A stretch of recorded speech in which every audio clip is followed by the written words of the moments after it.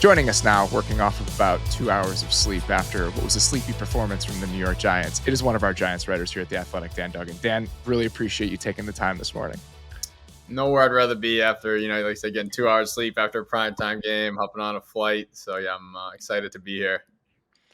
Here's how I want to get into this discussion about the Giants. I want to start kind of wide and use some of the specifics from last night to potentially backfill that idea. Here's where I'm at with this team. It's not a disaster, right? It's not a walking embarrassment like it has been at times over the last 3, 4, 5, pick your number of years. At the same time, they are not good at anything. There is nothing exceptional about them. There is nothing that stands out. The pass rush in the right situations has been a really good unit this year. Other than that, they are below average to bad at virtually everything else when it comes to being an NFL team. I don't really know what you do with that, considering this is year 3 of this regime. You could probably call it progress if you were trying to be generous, but I don't think it's nearly enough progress to justify sticking on this path. And I think last night gave us plenty of examples of kind of what that feels like. Yeah, and that's the problem. I feel like we may even talked about this in the summer where it's year 3. And I think this regime has tried to sell like a year 1 vibe where like we're starting over. It's like, but you're not when you look at the investments that have been made. Like you don't have a rookie quarterback. You're not, you didn't strip it down. You made the aggressive trade to get a guy like Brian Burns and gave up draft assets. So it's reasonable to expect in year 3 to be seeing results. Instead, we're sitting here in a very familiar spot, as you referenced. It's 2-6. I hate that the 17 games, not the midpoint anymore, but for all intents and purposes, the midpoint of the season, 7th time in the past 8 years, they've been 2-6 or worse. So, again, very familiar for me, for the organization. Can't even necessarily say for this regime because that's over like 4 head coaches and 3 GMs that have all found themselves to the same spot. But yeah, no, I think that is the problem. It's like you want to at least be able to sell in year 3, like you'd really like to be selling that we're ascending. Certainly can't sell that.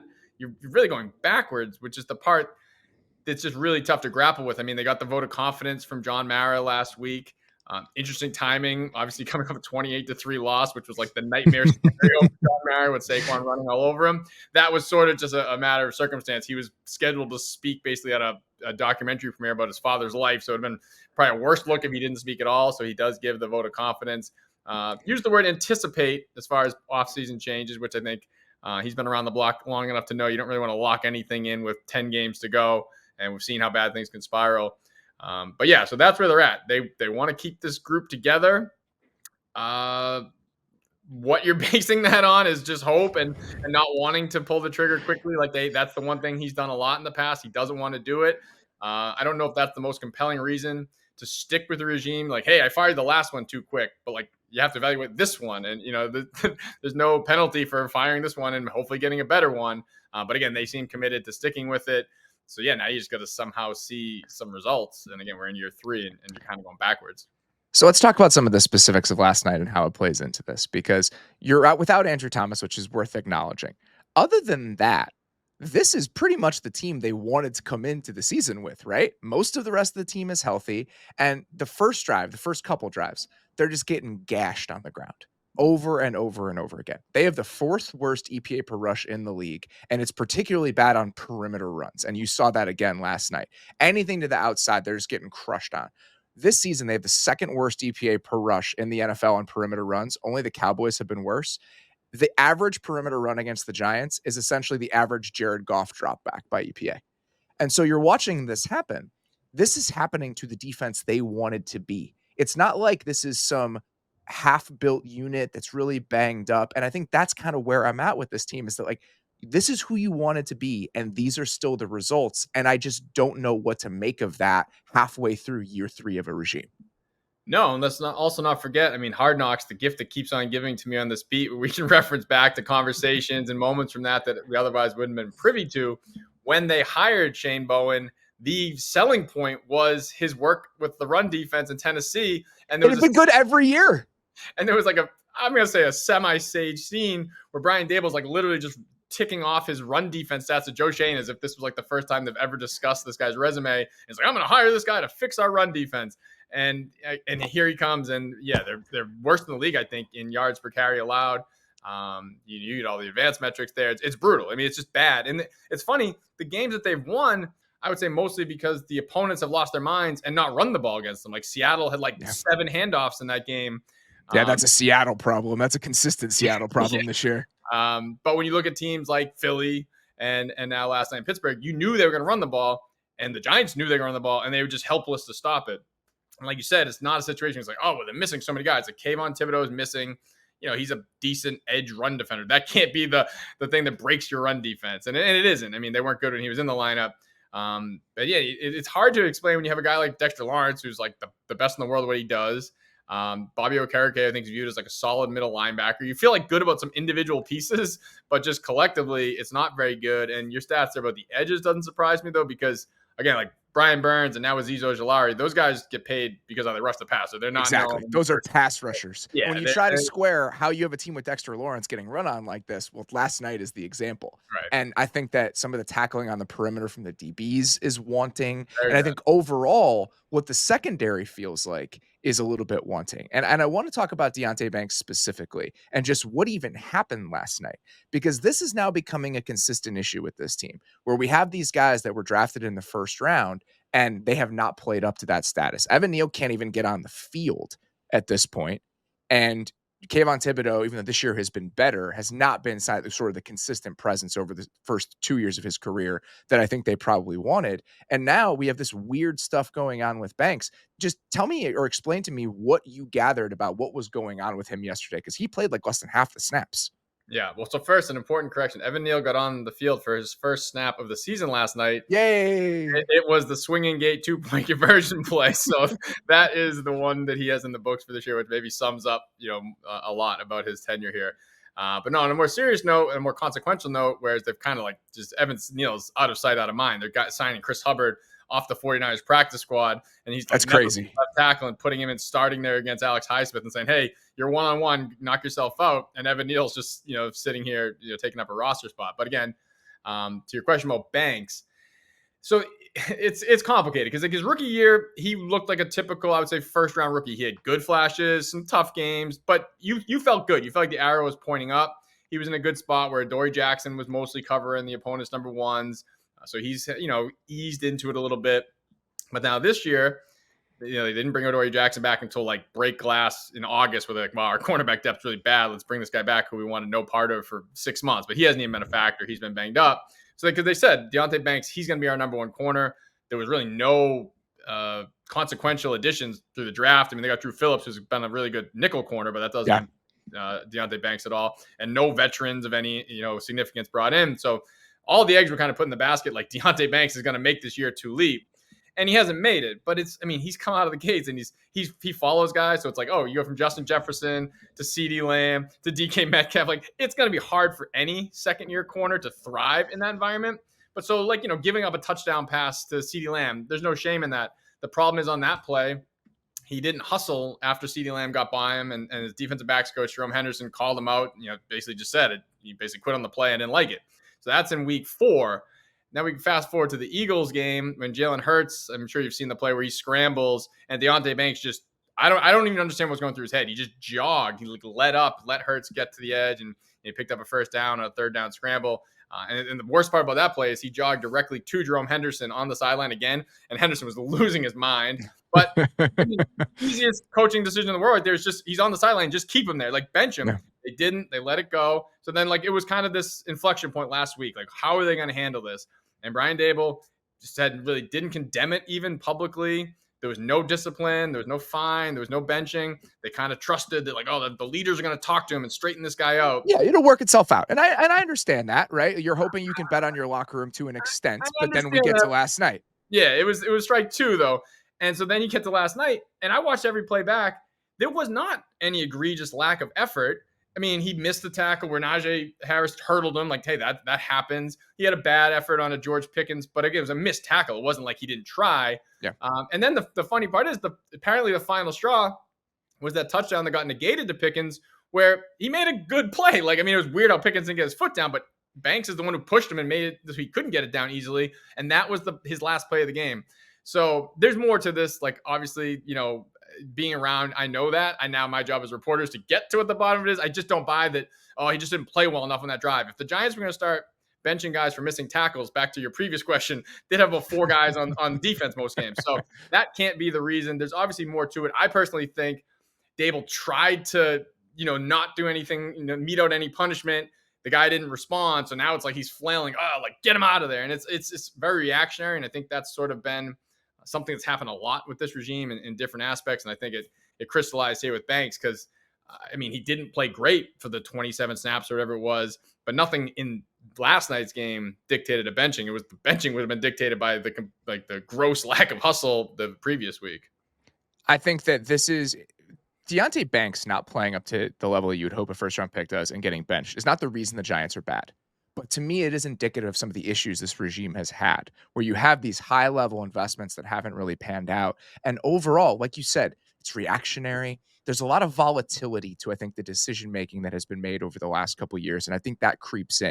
You got Dexter Lawrence fighting with defensive players on the sideline. Like, it just all feels a little bit unsettled. And I think that has been one of the consistent issues we've seen over the last couple of years when things haven't been going well. It was all unicorns and rainbows in 2022. It has not been that over the last couple seasons. And then you go to the offensive side of the ball, and I think that some of that volatility extends to a lot of the pre-snap operation stuff last night. So many pre-snap penalties. They get a delay a game and then another, I think it was an illegal shift and then a delay a game, puts them in like a 2nd and 16, and then they take a sack and the drive is over. They take 2 sacks in what should be field goal range to knock them out of it. And I think the offense, very similar to the conversation we had at the top, it's not a disaster, right? Like, you're moving the ball decently well against the Steelers. You get the chunk play to Darius Slayton, you get a couple chunk runs, but then you take those 2 sacks. Then you fail to help on TJ Watt on the last play of the game. There's just consistent frustration and a very defined ceiling to who they can be, even in year 3 with most of this team healthy. And that leaves me in a place where I'm just not sure what to do with this. No, it's bad. It's really bad because, listen, again, I've covered a lot of bad seasons. The 2021 Giants, they were starting Jake Fromm and Mike Glennon at the end of that season. Maybe you blocked it out. I can't. I had to endure it. I have certainly blocked it out, yes. So that team that started those guys for 6 games because Daniel Jones had the neck injury, they averaged more points per game than the current 2024 Giants with a healthy Daniel Jones on his $160 million contract, with Malik Neighbors obviously missed 2 games, but for the most part healthy. Andrew Thomas now has only missed 2 games. So, these star players, or at least the high-profile players in Jones's case, have been in the lineup, and they're averaging 14 and change a game, 31st in the league. And I'm sure now that 2 is back, the Dolphins are about to leapfrog them, so they'll be in the basement. But the fact that I can compare it to the Jake Fromm, Mike Glennon days, and this offense is worse, and that wasn't even Jason Garrett by that point. That was Freddie Kitchens, interim OC under Joe Judge. But now this is the brain trust of Brian Dable and Mike Kafka, and they can't produce a more productive offense. That's the part that is just baffling. It's like there's a force field around the end zone because, like you said, they moved the ball at times, didn't score at all in the red zone, had those self-inflicted wounds where either you knock yourself out of getting a touchdown, you got to settle for a field goal because you have 3rd and goal from the 20, or like you said, the 2 sacks that just knocked them out of field goal range.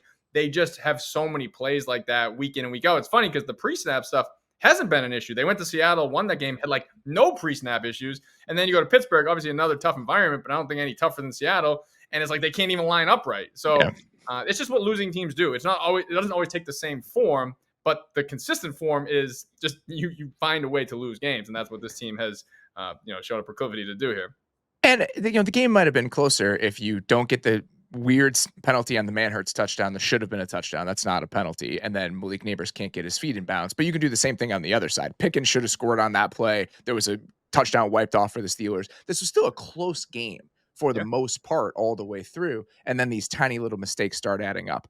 I want to talk about the Steelers a little bit because we have not talked about the Steelers on the show, and they won the game in convincing fashion last night. So as somebody who watched this team up close last night, even if you're not somebody that's around them all the time, what were your impressions of where this Steelers team sits right now with Russell Wilson? Yeah, I'll probably look at it from a Giants tinted lens. So obviously that's how I do it. But I look at it from this aspect. Russell Wilson visited the New York Giants in March before he went to Pittsburgh. And the reason why he continued on his little free agent tour is they said you would come in here to be Daniel Jones's backup. Now, I can understand why Russell Wilson was not particularly interested in that. Obviously landed in a much better situation. got the starting job, even with the injury, that kind of controversial decision, if you want to call it that. Seemed like the right call by Mike Tomlin. What was Yeah. his line? That's why I'm well compensated. Like, yeah, looks pretty good. I mean, because like I didn't watch a ton of Russell Wilson in Denver last year, but obviously from afar, it didn't seem like he still had that form that was when he was prime in Seattle.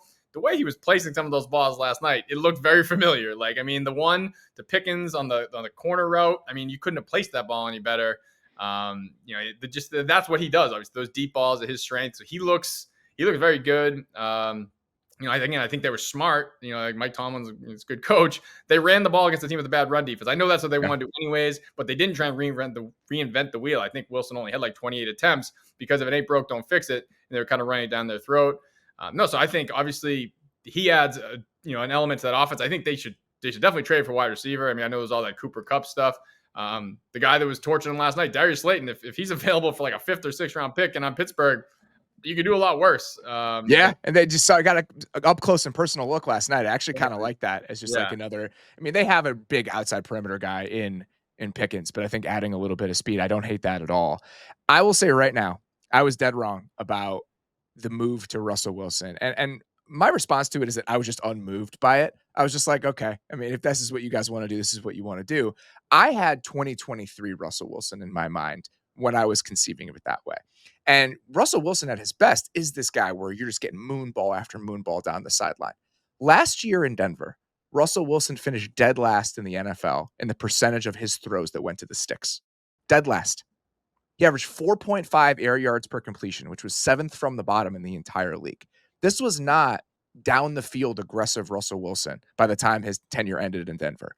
And so when I was looking at this team, I was like, all right, if you're going to be less explosive because Russell Wilson can't be a creator for you and he's not going to be aggressive, you're going to have 2 quarterbacks who you're not going to necessarily find explosives in the passing game. Why not go with the younger guy who's a little bit more compelling? And I think I was a little bit blinded by what was more interesting to me rather than what was better for this version of the Steelers. And we've gotten a very different version of Russell Wilson this year. Last year was 4.5 air yards per completion. This year it's 8.3 over the first 2 weeks, which is the 4th highest in the league over those first 2 starts. And it's funny because Justin Fields was actually the guy who was throwing the ball short of the sticks at about the same rate Russell Wilson was last year. So if they're going to get this, where they're using tons of play action, and they are, he's used it on like 36% of his dropbacks and half of his early down dropbacks. If this is going to be play action shots with Russell Wilson to guys like George Pickens, giving guys shots down the field, making us more explosive, and the run game is going to figure itself out. And it's been great over the last 2 weeks after being really kind of bad over the first 6 weeks. This version of the Steelers offense with what we know the Steelers defense is, color me intrigued. Yeah. I am more interested in what this team is at this moment than I think I have been in each of the last few years because they have a real offensive coordinator. Pickens is emerging. This is reasonable quarterback play, like fairly exciting quarterback play in certain moments. And when you pair that with what we know the defense is, I'm interested to see where this team can take it compared to what we've seen over the last couple of years. No doubt. I mean, like I was mainly only invested in the Steelers quarterback situation because I have Justin Fields in fantasy. I was like, God, well, I need him to play 50% of the snaps for 4th round pick reasons. So we're on the same page here. Selfish motivation, but like, God, that rushing touchdown every week was clutch. But no, I mean, obviously, again, I didn't watch a ton of their games, but seeing how Wilson operates the offense and knowing what Justin Fields is, there's certainly obviously just a different element.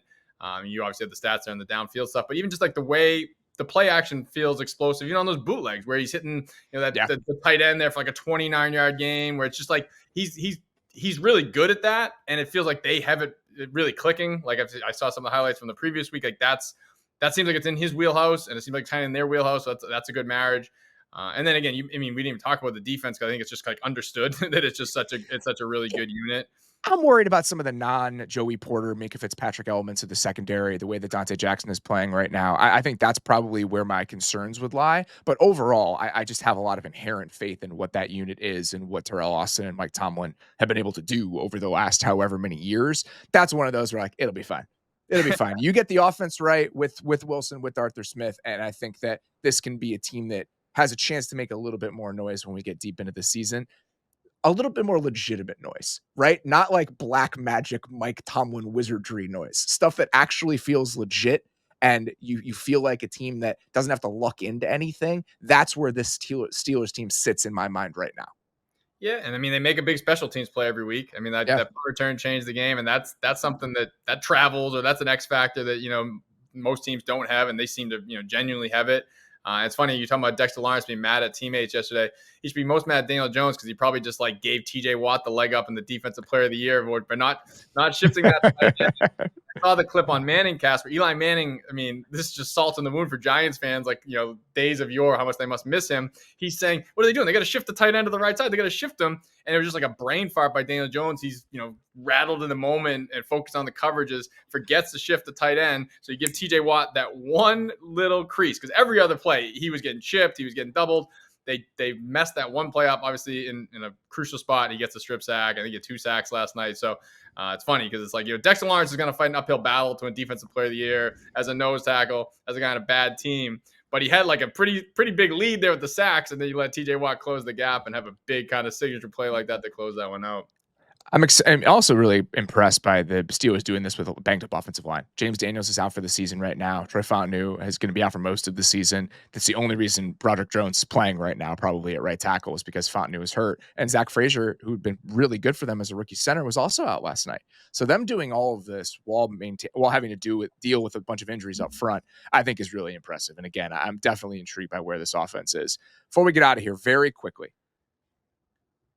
I think you could spin the Giants situation into a mild positive. And I'm going to do it this way. You go into next offseason. If Andrew Thomas can stay healthy, which please God, this is a real bummer, right? If Thomas at left tackle, you have a true wide receiver one in Malik Neighbors, like a special talent. You have a defensive player of the year caliber option in the middle of your defense, and you have a second pass rusher in Brian Burns. If you move on from Daniel Jones this offseason, which I think they will have like $67 million in cap space. This is not a bad situation. This is something to start with. My question to you is, do you think this regime gets a chance to use some of those resources and figure out what the soft pivot into the next era of this team looks like? Or do you think that someone else is coming in from the outside to hit the reset button and start with that core of pieces? Well, it's funny because as you're going through that sounded like what Joe Shane's pitch must be to John Mara in the office. Like, hey, listen, John, I know it's not great right now, but everything you outlined there. And listen, this rookie draft But class. The problem is all you did to do that was you drafted Malik Neighbors because you had the 6th overall pick this year, and then you spent a ton to go get Brian Burns. Sure. The other 2 parts of that, those guys were already here before you got here. No, trust me, very fair point. And, we talked about his first 2 draft classes were filled with more misses than hits.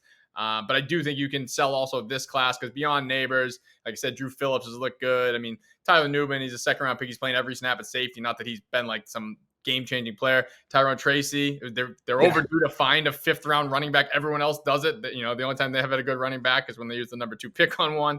So, that there's things to sell there. I think you're right. I absolutely think you're right about that. I'm probably spinning there. That's enough. Those are reasons for optimism. And again, and that's where John Mara, his inclination is not to blow it up again. Like, Joe Shane is a young man. Brian Dable's pretty young. Like, in his dream world, this is going to be his George Young and Bill Parcells, and they're going to be there for a decade or so. Now, obviously, that's not going to happen if they continue to lose. But where I think it gets sticky a little bit. We're talking about year 3 here. They're going to have to go get a quarterback in the draft. Like, that's the problem. You're going to let this group make that decision now heading into year 4? The 2-year commitment then, because you can't let them go get their guy, let Brian Dable do his, whatever, Josh Allen voodoo on this guy. And then if it doesn't go well in year 1, then you're going to kick him out the door and start over. It's really tough. You really need to know you're committing to what, because let's be honest, even if you drop a rookie quarterback in, maybe it's CJ Stroud, maybe it's Jaden Daniels, it probably won't be though. So year 1 probably won't be great, but that's really year 4 we're talking about. So you have to have a tremendous amount of faith in this regime. So that's why I do think, to your question of like, will it be a new regime coming in to reset it? Again, I don't think John Mara wants that, but it's tough to give the vote of confidence in week 7 because there's still so much runway here. We've seen some stuff going on that can blow up. Again, I've covered enough of these seasons to know it just starts with little cracks. So I think it's going to be incumbent on Brian Dable to do whatever he needs to do to just keep the train on the tracks. Like losses like last night, John Mara can live with. It was competitive. It wasn't an embarrassment. But if you have too many losses like that Eagles game, and then you start having off the field or locker room stuff, that's where it gets tougher to keep it together. So I think that they'll be back because that's what the owner wants. but the owner has proven that he will change his mind if things start going in the wrong direction. And then to your overall point, yes, there are definitely things, whether it's Joe Shane saying I can pick up on what I've already built, or someone new coming in, you're not inheriting the worst situation in the world for sure. Because I mean, it's really just going to find that quarterback, which obviously much easier said than done. I think the quarterback timeline and the quarterback decision and who gets to make it, I think that's the best point you could possibly make about the big decision that is going to be looming for John Mara and for the people in charge of this organization. Dan Duggan, always great to chat with you, my friend. Sincerely appreciate the time, especially coming off of the night you had. We'll talk to you very soon. All right. Thanks, man.